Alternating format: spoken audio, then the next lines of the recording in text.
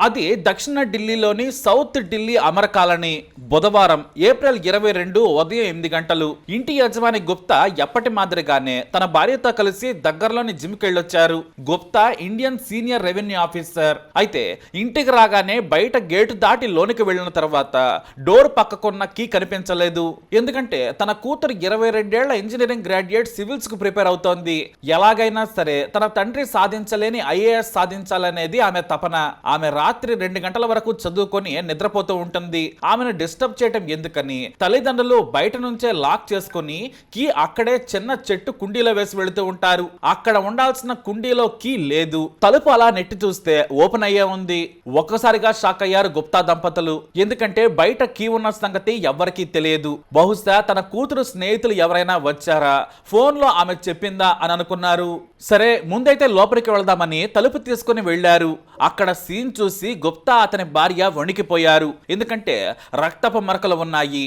ఆ రక్తపు మరకలు మాస్టర్ బెడ్రూమ్ లోకి వెళ్ళినట్లు కనిపించాయి. అందులోకి వెళ్లి చూడగా గదిలో తమ 22 ఏళ్ల కూతురు శవమై కనిపించింది. గదంతా రక్తం. భయపడిపోయిన గుప్తా పక్కింట్లోని వారిని పిలిచారు. వెంటనే స్నేహితుల సాయంతో దగ్గరలోని ఆసుపత్రికి కూతురుని తీసుకెళ్లారు.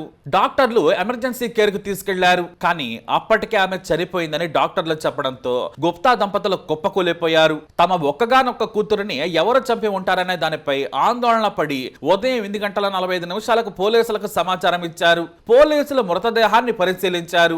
డాక్టర్లను వివరాలు అడిగి తెలుసుకున్నారు. తలపై ఐరన్ రాడ్ తో కొట్టిన గాయం ఉంది. మెడకు ఉరేసి చంపారని చెప్పారు. ఇక్కడే మరో సంచలన విషయం తెలిసి గుప్తా దంపతులు కుప్పకూలిపోయారు. వారి కూతురిపై అత్యాచారం జరిగింది. ఆ తర్వాతే హత్య చేశారని చెప్పడంతో వారిని ఓదార్చడం ఎవరి తరం కాలేదు. కలెక్టర్ అవుతానన్న తన కూతురును అన్యాయంగా రేప్ చేసి చంపేశారు. చనిపోయే ముందు తమ బిడ్డ ఎంత నరకం అనుభవించిందోనంటూ పోలీసుల ముందు కన్నీరు మున్నీరయ్యారు. పోలీసులు వెంటనే క్రైమ్ సీన్ కు ఫోరెన్సిక్ టీమ్ తో చేరుకున్నారు. ఆధారాలను సేకరించారు.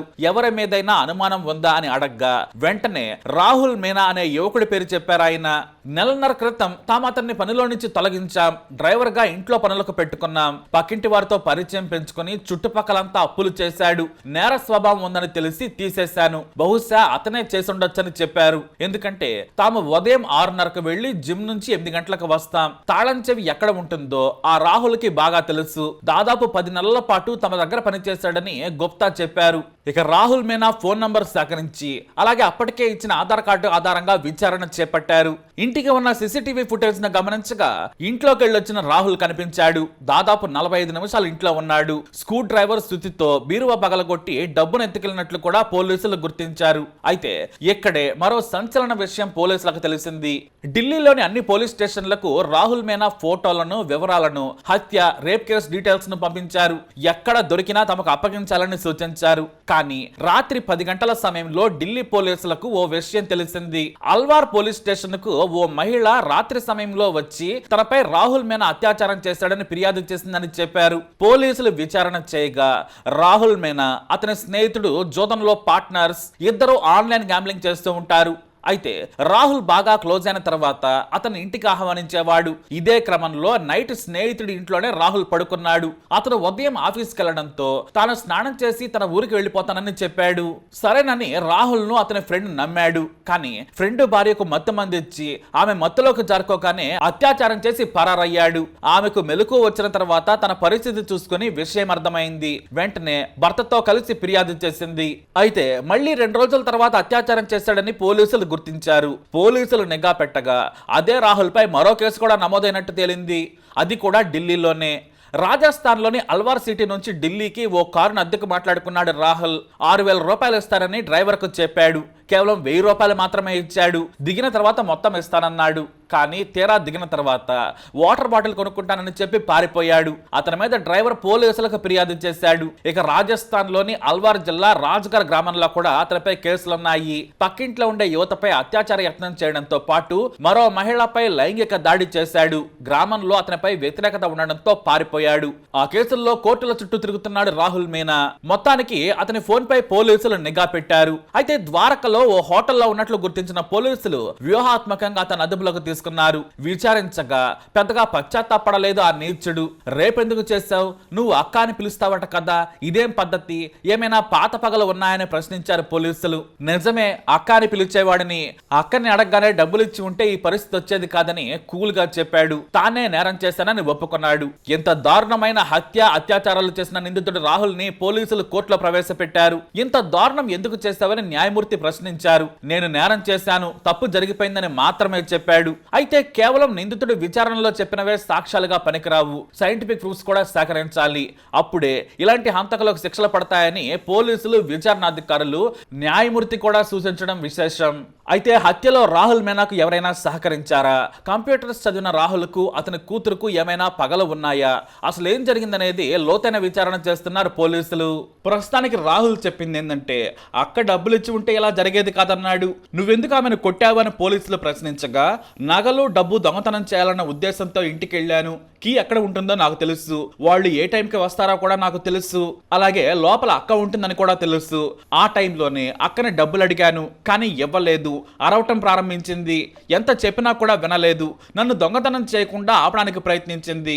అక్కడ ఉన్న దీపంతో ఆమెను కొట్టాను. ఆమె స్పృహ తప్పి పడిపోయింది. నేను ఆమెను చంపాలనుకుని లోపలికి వెళ్ళలేదు. అలా జరిగిపోయిందని చెప్పుకొచ్చాడు రాహుల్.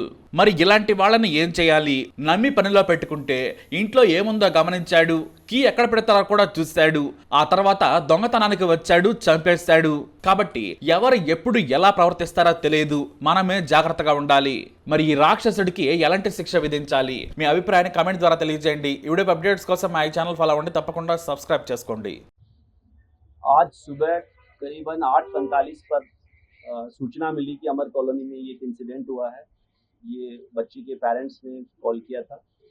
फिर हॉस्पिटल से भी इस बारे में जानकारी मिली कि अमर कॉलोनी के कैलाश हिल्स में एक IRS ऑफिसर रहते हैं। उनकी ये लोग सुबह वॉक करने गए हुए थे, अपनी वाइफ जिम करने गए थे अपनी वाइफ के साथ। पीछे से कोई इनके घर में आता है और जब ये वापस 8 बजे आते हैं तब देखते हैं कि इनकी बच्ची जो है वो एक फ्लोर पे बेहोशी की हालत में इनको मिलती है। फिर ये उसको तुरंत स्कॉट हॉस्पिटल में लेके जाते हैं, फोर्टिस NFC एरिया में, और वहाँ पे डॉक्टर इनको ब्लॉड डेड डिक्लेयर कर देते हैं बच्ची को। इस इंफॉर्मेशन के बाद पुलिस की टीम जो है अपना काम शुरू करती है। बहुत सारी टीम्स इसमें हमने लगाई थी।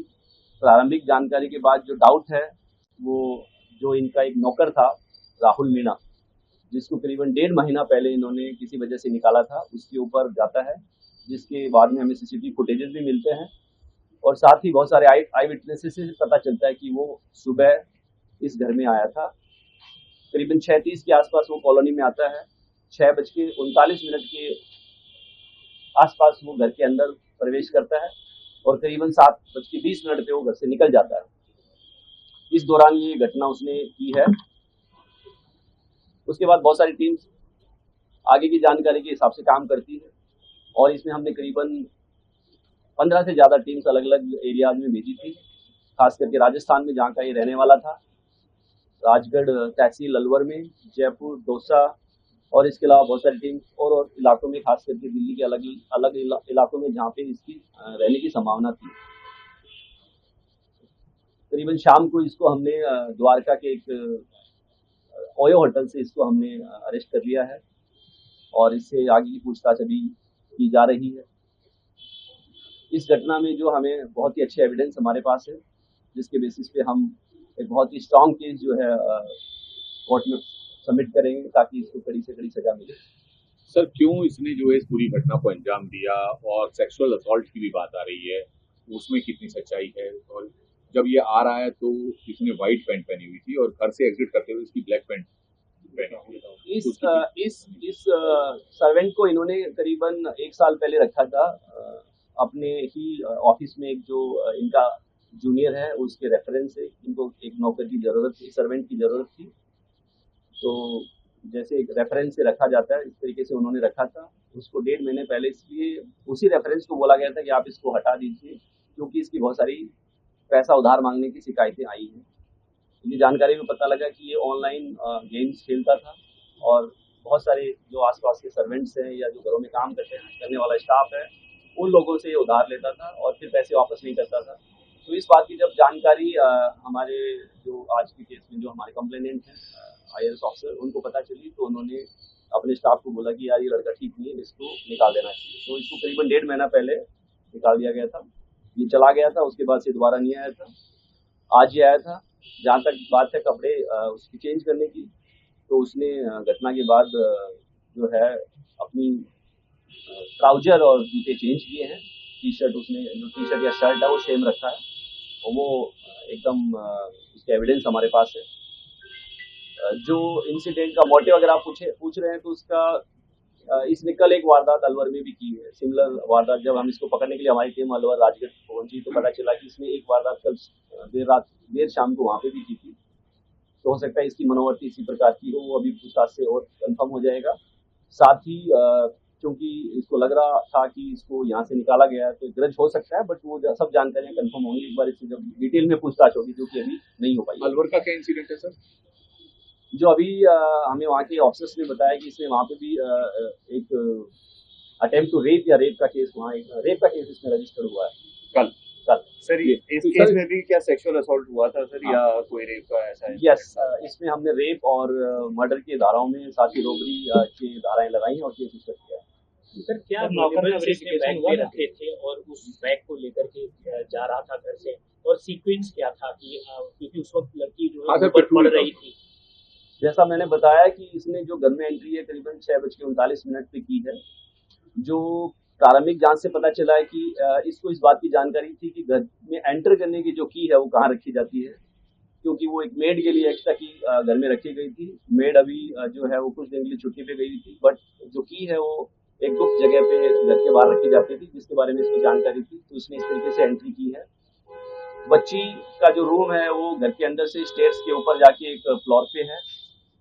मोस्ट प्रोबेबली जो है ये ऊपर गया है और घटना का अंजाम दिया है, और उस घटना को अंजाम देने के बाद ये निकल गया है और फिर जो मेन बिल्डिंग है उससे इसने राइट टर्न लेके बाहर चला गया। सर ये जब